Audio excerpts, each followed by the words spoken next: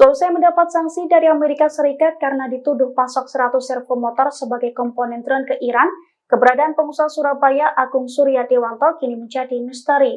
Perusahaan yang didirikannya di Jawa Timur itu pun kini juga telah dikelola oleh kerabatnya.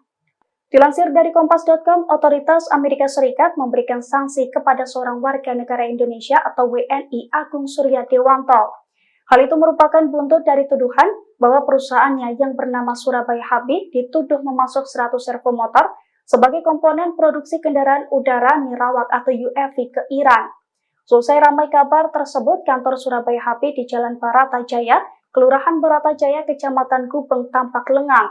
Pada Rabu 17 Januari, kantor tersebut hanya ditemui sejumlah pegawainya saja. Namun pegawai tersebut mengaku tidak tahu keberadaan Agung Suryadewanto yang disebut sebagai pemilik perusahaan. Di dalam kantor tersebut juga terlihat banyak drone dan beragam perangkatnya. Salah satu pegawai menyebutkan, perusahaan tersebut menjual drone dan perangkatnya termasuk membuka layanan perbaikan. Sementara menurut kerabat Agung yang kini mengelola perusahaan tersebut, Agung telah lama tidak ada di kantor itu.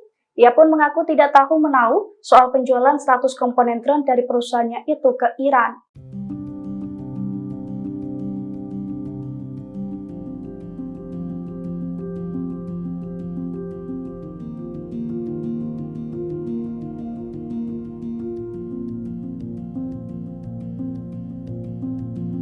Download Tribun X sekarang, menghadirkan lokal menjadi Indonesia.